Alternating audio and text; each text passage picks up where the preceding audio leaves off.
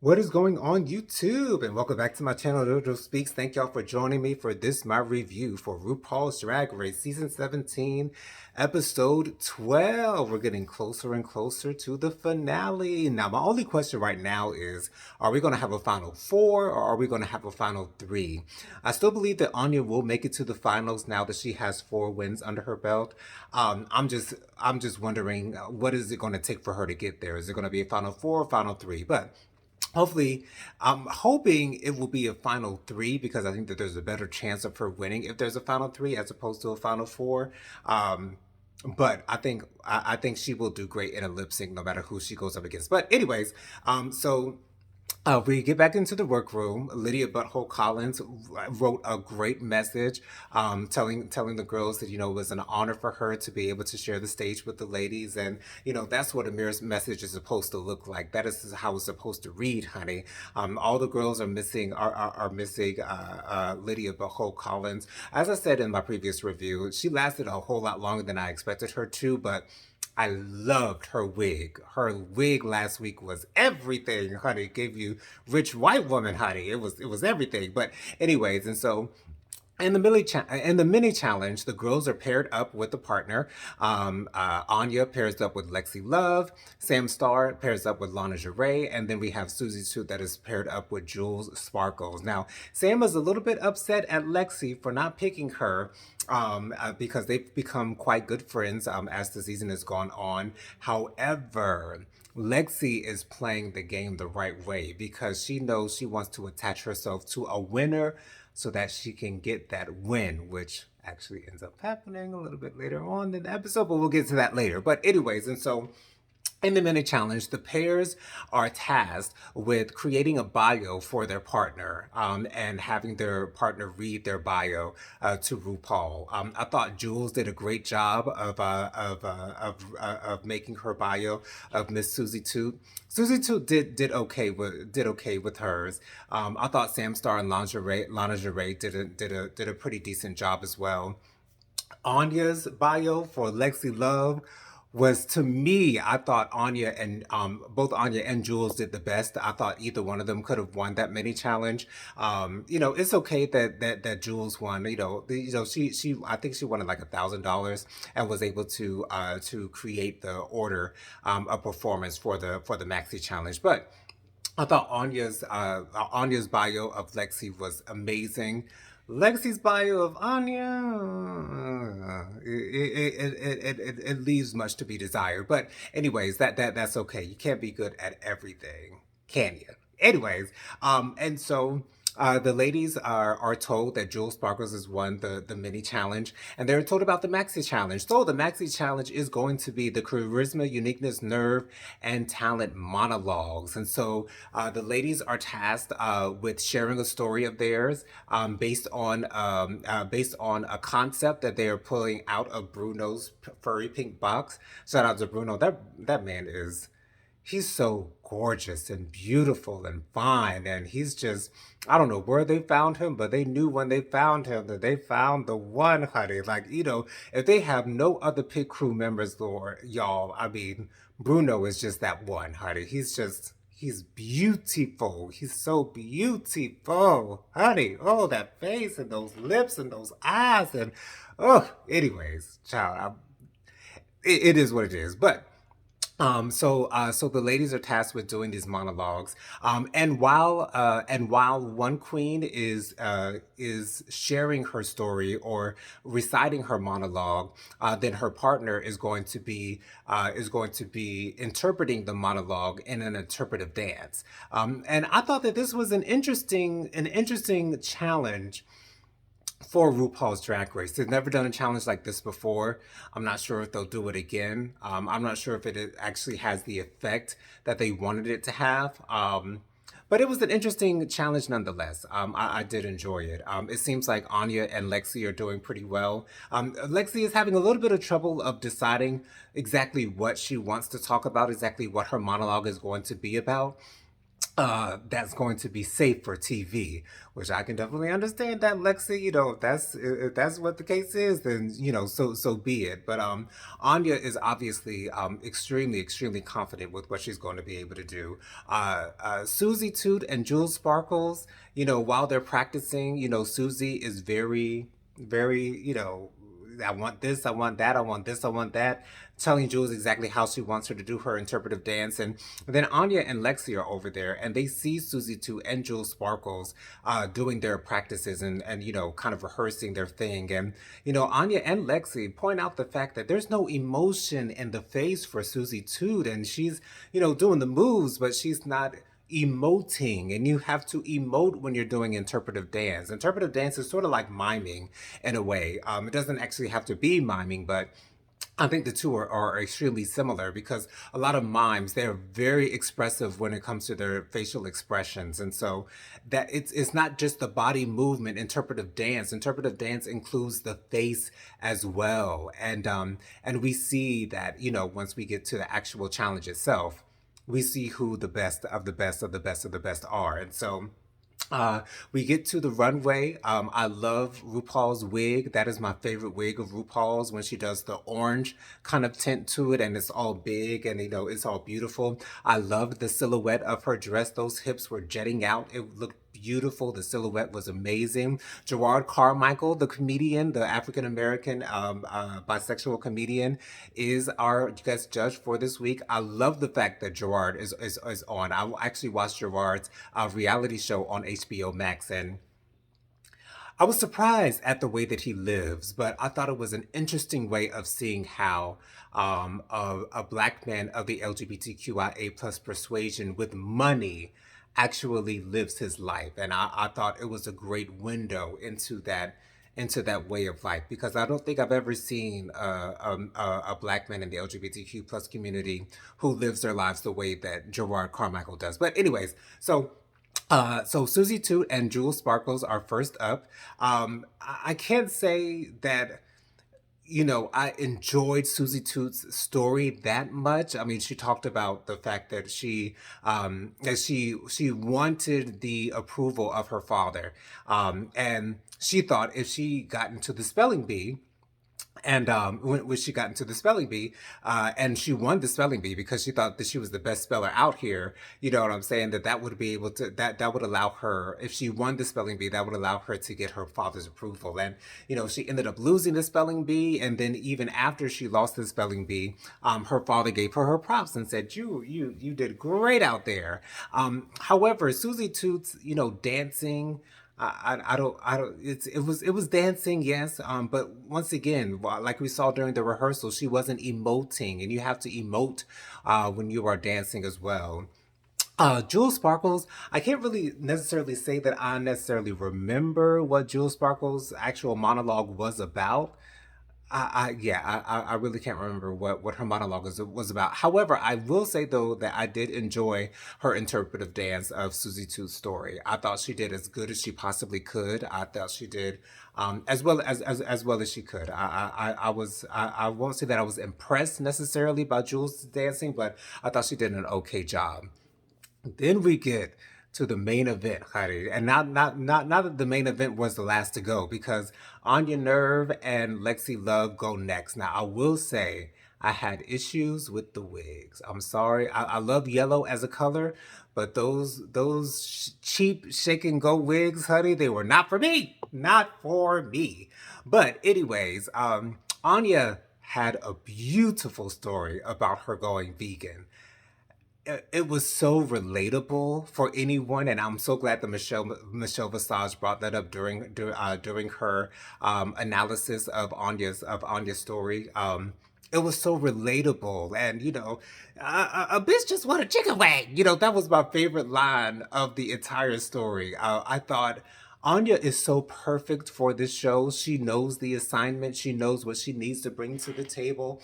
And Anya brings that to the table. I love the fact that Anya is showing up and showing out during this competition. And this is exactly the reason why I believe that Anya deserves to win season 17 of RuPaul's Drag Race. I thought her story was great. As I stated before, I thought it was relatable. She made it so that those of us girls who love meat would be able to understand why a girl like Anya may not be the best fitted for a vegan lifestyle. And whether it's true or not, I'm sure it was true, but she could have made it all up, and everyone would have still believed it. And I thought Lexi did an amazing job doing her interpretive dance of Anya's story. Lexi knew the assignment, and I don't know if it was Anya that helped her with her dancing. I'm assuming that Anya really probably did not have to help her. I'm assuming that that Lexi knew what interpretive dance meant. And if she didn't know, it's obvious that she learned by the time she got to the main stage. And so I loved Anya's story about going vegan. I thought it was amazing. And then Lexi Love made a story, created a story, not created a story, but told a story about her trans identity. I thought that that was a great story, something that a lot of those in the trans community will be able to relate to while they're out there. How she had a friend who was trans as well, and they wasn't bumping purses and nothing like that, but apparently this trans sister of hers was not here for her and sort of kind of turned her back on her, and Lexi decided to allow karma to get the girl back. Not exactly sure how karma came into the situation, but I guess that's neither here nor there. But I thought Anya's interpretive dance, although I wouldn't necessarily describe it as interpretive dance. I would just say Anya was just doing what Anya does, and that is just acting a fool on the stage, and just doing sort of kind of the obvious things that you would do, and that's kind of like the gig. That's kind of what the assignment was, to just act out and do what it is that would make us laugh. I think that's the main thing that you have to remember going on RuPaul's Drag Race, is that RuPaul loves to laugh, and a laugh factor is going to be included in every single challenge that you do on RuPaul's Drag Race. You got to make Ru laugh, and Ru was laughing. The entire judges panel was laughing at both Anya and Lexi Love's monologues and interpretive dances, and so I really enjoyed the way that Anya was emoting. Anya knows how to emote, and Anya also knows how to articulate when she's speaking. I love that she's always clear. It's never a question of where she's coming from. She always makes it very clear, and that's why I've said, I think in my previous review, that it seems like Anya probably grew up around a lot of elders, because she's not like one of these young kids who doesn't know how to communicate. So I love that. Then we get to Sam Starr and Lana Jarrett. Lana Jarrett had a monologue about growing up with two conservative parents, and I think she said she had quite a few brothers and sisters, and growing up as a child in the LGBTQIA plus community in that type of environment, of course, is not going to be it's not going to be necessarily the most positive outlook. You're not going to have the most positive outlook on life. You'll feel stifled. You'll feel like you're being held back. And so I will say that I did connect with Lana Jarrett's story as a gay man. Although my parents aren't the most conservative, they are still Christian, and I wasn't sure if I was going to be accepted, but thankfully I am accepted by both of my parents. Thank you, Lord. But the way that Lana Jarrett conveyed her story. It wasn't the most, I won't say convincing, but it didn't seem as authentic. It just seemed like she was kind of reading lines off of a script. I thought that Sam did an okay job with her interpretive dance of Lana's story. I think she did what she thought was interpretive dancing. Not sure if I was necessarily define it as interpretive dancing, but she did what she could with it. Sam Star had a story about her wanting to be prom king for her high school, and then she came back to the high school after she had put up all these posters in the bathrooms, in the hallways, things of that nature, and she saw that someone had crossed out prom king and put prom queen, and this was a way that Sam Star understood that she could be a queen, and I loved the story. However, her conveying the story, again, it lacked pizzazz, it lacked charisma. It was just too perfect. And that's the thing about Sam Starr, is that Sam Starr is a pageant queen, yes, but Sam Starr needs a little bit of Angeria in her. Angeria adds personality to her pageant aesthetic. And I wish that Sam would have a little bit more of that. And also Sam's drag mother or drag sister, Trinity the Tuck. Trinity has personality as well, and so you got to put personality along with that pageant aesthetic. And so Sam is just lacking a little bit of that personality, that authenticity of who you are. Like, we all know who Lexi Love is. We all know who Anya is. I feel like we kind of know who Jules Sparkles is. We definitely know where Susie Toot is coming from. I don't know if we know exactly who she is. We have a sort of kind of an idea of who Lana Gervais is. It is what it is. But I thought they did as good as they felt like they could, but I don't know if they truly understood what the challenge was calling for, and that's unfortunate. We get to the runway. Is The runway category is the ugliest dress ever. This might be one of my least favorite runway categories because I want to see opulence, I want to see beauty, I want to see gorgeousness on the runway. Susie Toot had this Christmas tree looking dress. Was it ugly? Sure. It was just a Christmas tree dress. There's really not much I can say about it. Jules Sparkles wore this 80s inspired prom looking dress, and she had the fake braces on, and her hair looked a mess, child. Her hair did fall underneath the ugly dress category. And it was an ugly dress, at least in my opinion. I really didn't like it. It didn't look like it was finished. It looked like a bad sewing competition type of dress. I didn't agree with Michelle as far as that dress was concerned. Yes, it was very 80s. It was extremely 80s. And it was ugly to me. I thought it looked very unfinished. It looked like something like a design student would make in their first days of design school. But anyways, Anya had this turkey outfit. And when I tell you, I hated this outfit. I hated the dress. I hated the headdress. And maybe that's because I'm not too fond of turkeys. I don't really care for turkeys. I really don't even care for eating turkey that much, to be honest. And she had the claws on her feet. It was, I guess, she did what the category was calling for because it wasn't looking good. Lexi had this extremely colorful dress that was tiered in the skirt. I can't say that it was necessarily ugly to me. I loved her hair. Her hair was sculpted and it had like arches in the front, and it was beautiful. Like, Lexi looked good. Then we had Sam Star. Sam Star was dressed like a heart, and it was gorgeous. Like, as Michelle said, yes, it might be ugly to Sam because it's not prim and proper, and what you would classically think of as a pretty dress, but it was a gorgeous dress that she was wearing. And then Lana Gervais had on Candy Muse's pocket dress that she wore, which was quite ugly, I'd have to admit. I didn't necessarily care for Lana Gervais' hair. I didn't necessarily like the wig. I didn't think that it went with the dress, and I think it's just like a random wig that she popped on. The judging happens, and then Anya and Lexi Love are announced as the winners. So Anya has got her fourth win, her second win in a row. I'm so happy for Anya. I hope this doesn't go the way that it went for Shea Coulee, because Shea Coulee won 4 challenges in her season, in season 9, and she ended up getting ousted by Sasha Velour in season 9. So I hope that the same thing does not happen to Anya. But anyways, Susie Toot still has 2 wins. I really am expecting for Susie Toot to win this season.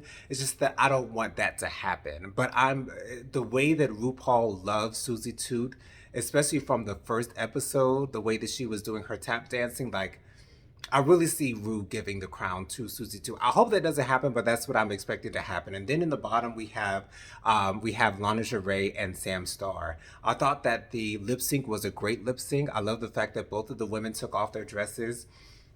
But I think it was time for Lana Gervais to go. Sam Star ends up winning the lip sync. Lana Gervais goes on home. I thought Lana Gervais was a decent contestant. I wasn't the biggest fan of hers because of the body. I'm a big fan of watching Nina Bonina Brown's reviews of RuPaul's Drag Race, and it wasn't until I started watching Nina Bonina Brown's reviews that I understood the appreciation for body, showing body, giving the full illusion on the runway, and not just a boy body where there's no chest, there's no hips, there's no thighs, there's no ass, there's no curves, and we want to see curves on the runway. And I went to a drag show, my first drag show this past year for my birthday in 2024, and every single one of those girls were hipped up, honey. And so I appreciate when girls put on body, because it adds to the illusion. And when you just see a slender body with no curves, it's like, okay, you have on the wig, you have on the makeup, but that's as far as the illusion is going. I lose the illusion when I look down and I just see a boy body. You're not giving me woman. You're not giving me illusion. You're not giving me the fantasy. And I wish that they would, I wouldn't say require it on RuPaul's Drag Race, but I wish that they would address those types of things on the runway, when we're just seeing boy chest on the runway. Now, there are some times where it actually works. I will have to say with Aquaria, I didn't mind it necessarily that much with Aquaria because her whole aesthetic was more womanly, I guess. I don't know, but I enjoy seeing body on the runway. Now, I'm excited about the next episode because it is my favorite challenge, the makeover challenge. I love seeing those who are not familiar with the art of drag, try and drag for the first time, and it seems like we might have Anya's father. Now, Anya has not given the best looks on the runway, and typically for the makeover challenge, the girls bring their outfits with them. Now, some of them do end up, making an outfit on the spot, because they, don't know who they're going to be working with. I thought Jada Essence Hall did the best job of doing that in season 12. But I'm hoping that Anya does well in the makeover challenge. I'm not exactly expecting her to win because when it comes to these fashion type categories, Anya doesn't necessarily do the best in those types of challenges. However, I do believe that if she ends up being in the bottom, then she will prevail because when she lip syncs or anytime that she's doing some type of performance, she always does well. She always comes out on top. So that is all for my review of RuPaul's Drag Race Season 17, Episode 12. Let me know what you think in the comments. Make sure you subscribe to my channel. Press that big red subscribe button. It is free and easy to do. Takes less than a second to mash that thing, so go ahead and mash it. Leave me a thumbs up. Let me know you're enjoying the content that I'm putting out on my channel. Make sure you leave a comment. Let me know your thoughts on RuPaul's Drag Race Season 17. Who are your favorites? Who do you think will make it to the end? Who do you think will make it to the finale? And who do you want to win this season? Make sure you press the notification bell and also share JoJo Speaks with all your family, friends, and loved ones. Let everybody know that JoJo Speaks is out here in these YouTube streets. Thank you so much for joining me for my review. I'll see you on the next video. See you later, y'all.